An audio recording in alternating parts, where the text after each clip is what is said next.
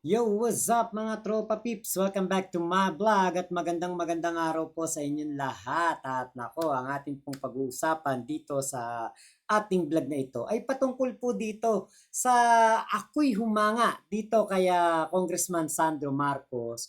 At dito po natin malalaman na talagang mabuti po ang pagpapalaki sa isang Marcos. At malayong-malayo po sa isang Duterte. Nako, malalaman niyo po kung gaano po magsalita etong si Sandro Marcos. Humanga ako dito sa batang to kasi sabi ko, teka, napakatindi naman ng salita nito. Parang napakalupit ng kanyang mensahe. Alam niyo yung wala siyang pinapatamaan, wala siyang inaatake. Pero kung ako ay isang DD shit at ito po ay mapapanood ko, matatauhan ako at masosoplak ang aking paghanga diyan sa mga Duterte. Malayong-malayo po sa mga Duterte. Panoorin po ninyo. Sir, any comment po on continued attacks on your father and also on your mom, sir? Uh, you know, uh, well, to tell you the truth, ako sanay na ako eh. I've been in politics long enough to know that that's how the game works. And my dad, same thing naman. It's nothing new. There have always been accusations hurled. There has always been mudslinging. So that's nothing new. My mother is not quite as used to it as we are, as the both of us. So her reaction from that interview, I think that you've all seen, is I guess one of a wife who is being protective of her husband. So I think we can sympathize in that sense. Sir, parang meron, pero in Bisaya rin po, is sinabi rin si Mayor Baste about your mother, tulad ng developments in Bisaya. I didn't hear anything. Regardless of what Mayor Baste says, I still have the utmost respect for him. I still consider him a friend. If he wants to talk to me about it, he's more than welcome to anytime. He has my number. So that's all I will say about that. How about any comment po sa sinabi ni former President Rodrigo Duterte sa prayer rally last night? Binigyan niya ng I'm not gonna comment on any statements of any former presidents because I don't think it would be appropriate. I still think, given that they are former heads of state, that they should be afforded the same respect that the current head of state should be afforded as well. That's my comment on that. That's my comment on that.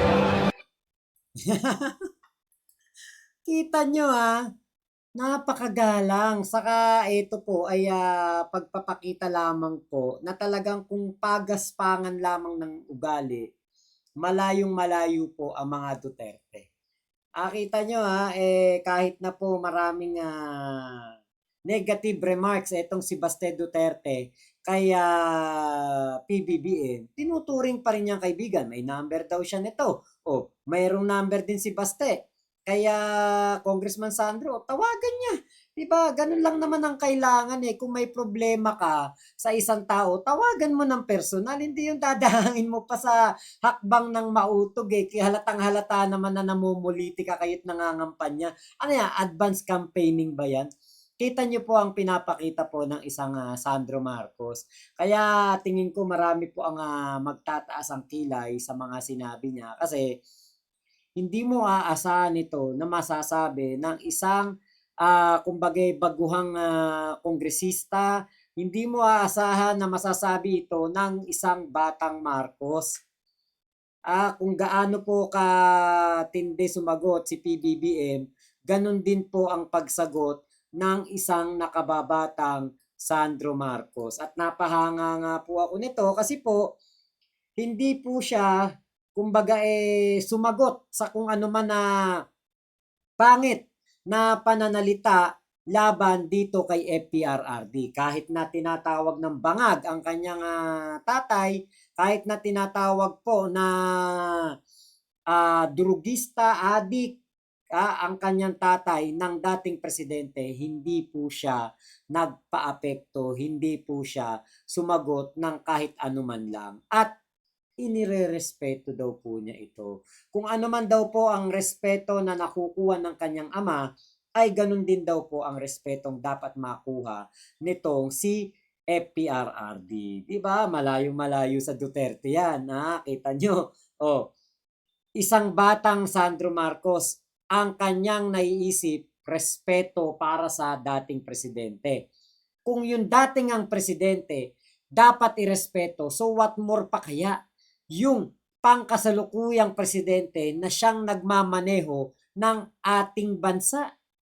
Kaya po ako naniniwala talaga na pamumulitika na lang at talaga pong siguro baka nga natatakot na mahuli ng ICC etong si Digong kasi nga po eto katibayan. Ayan no. Ayan na katibayan. Ayan na ang katibayan na ang isang Sandro Marcos kahit po kumbaga greenhorn baguhan sa Kongreso pero malawak po ang kanyang pagkakaintindi, malawak ang kanyang pangunawa sa politika. At ako, naniniwala na ang ginagawa po ng mga Duterte, ang kanilang mga pinagsasabi, ang kanilang sinasabing opinion o kanilang grievances, kanilang hinaing sa gobyerno ay hindi po talaga yun hinaing.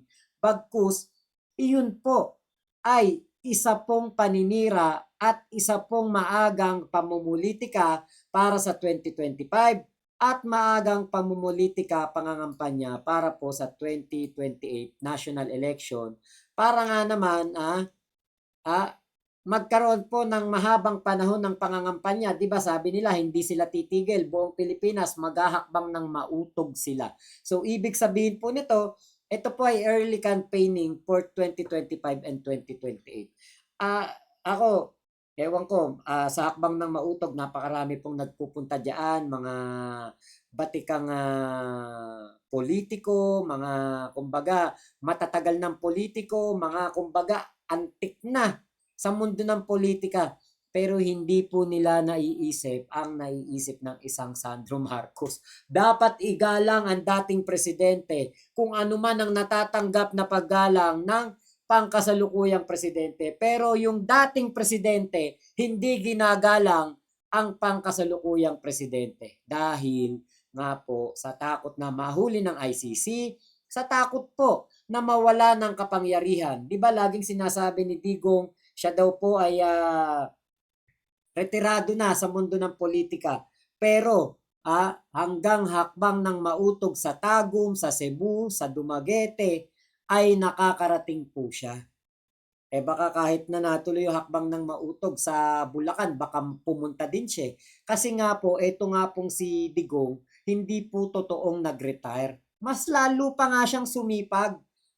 Dahil po, pag hindi niya sinipagan, welcome to the world of ICC, ang kanyang kahihinatnan. Kaya Sandro Marcos, Congressman, pinahanga mo ko, mas mabuti pa ang iyong pag-iisip kaysa sa mga dating presidente at kaysa sa mga dating namamahala sa gobyerno, dating tauhan ng dating administrasyon.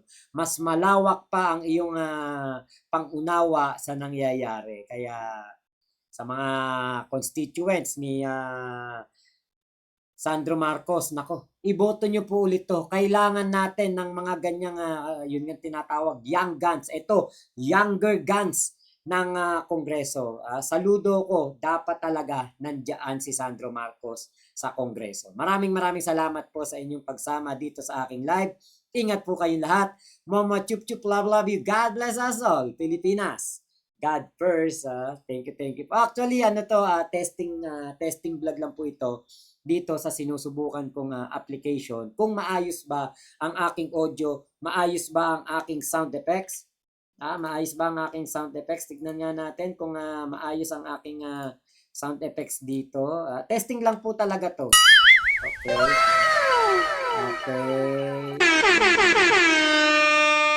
Ayun.